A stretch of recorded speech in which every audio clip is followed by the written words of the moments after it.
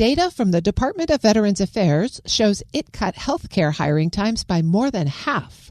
The Trump administration directed agencies to speed up time to hire government-wide, but a closer look at the VA's data shows that it's using different metrics than it used to in the past. For a closer look at these numbers, Federal News Network's Jory Heckman joins me now. Jory, great to see you. Hey, Terry. What does this new data say about how quickly the VA can hire healthcare workers? Well, if you look at the numbers on the paper here, VA data shows that the Veterans Health Administration was really a lot more efficient with hiring healthcare workers from May 2025 onwards. It went from about 108 days, give or take, to fill positions. And then from May 2025 onward, it dropped that by about 50% or more. It's gotten somewhere in the neighborhood of 47 days, but there's perhaps some caveats to unpack here that up until May 2025, the VA's workforce dashboard was showing this metric as time to hire, a pretty familiar metric for all things in the government HR world. And then they changed the wording a little bit. They now refer to it as the merit hiring plan time to hire. And before that, they had briefly rephrased it as the time to tentative job offer. And these are different measurements. It's a smaller segment of the hiring process than what time to hire would be. Time to hire means you identify there's a vacant position, you go out and you see who wants to apply to it, you get applications, and then you eventually hire a candidate and you have them onboarded.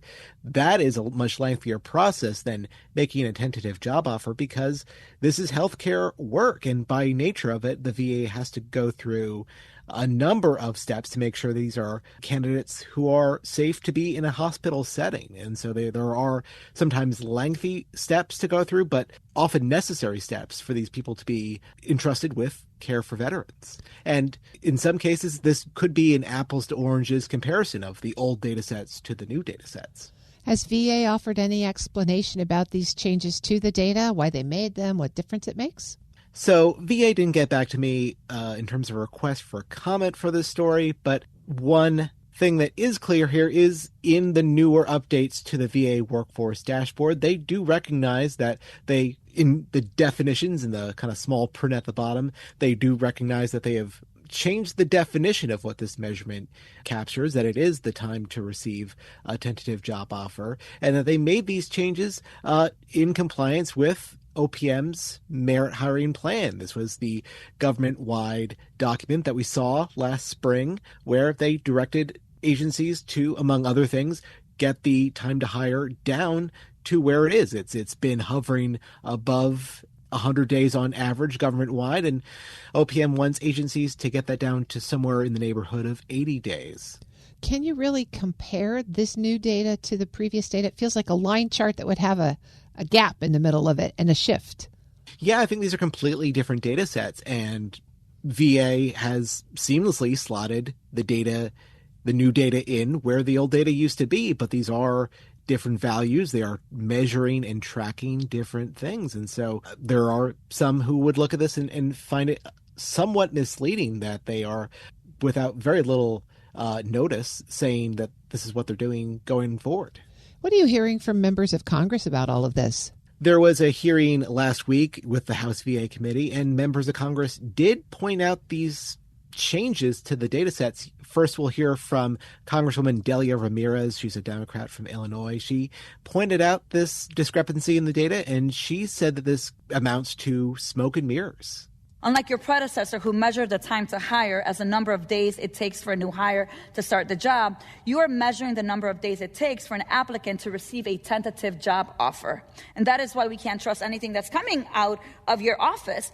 That was Congresswoman Delia Ramirez. And next we'll hear from Congresswoman Mariette Miller Meeks. She is the chairwoman of the Health Subcommittee, and she praised Collins for getting this time to hire down, at least on paper. She is a former physician, and she has applied to VA jobs in the past. And she said that back when she was doing that, it could take 9 months to hear from the VA with a tentative job offer. And so let me just say that 47 days is a monumental achievement, and thank you for that, and thank you for working on hiring at the VA, because it is a morass, and we are losing good people at the VA because we can, in the previous administration, could not process applicants or give them job offers rapidly enough. So, Jory, put this all in context for us. VA has been shrinking its workforce overall. We've talked a lot about that. But now it's sharing these hiring numbers. Just how much hiring has it been doing, and how are the increases mixing with the decreases? Yeah, there's a lot of moving pieces here, but multiple things can be true at once. The VA last year did shrink its overall headcount.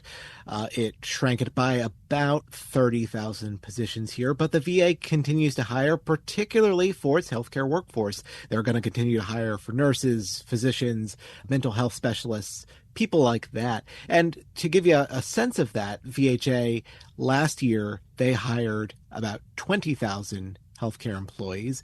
And for some context for that, that's about a third of what the VA was doing back in 2023 when it was gearing up for the recently passed PACT Act.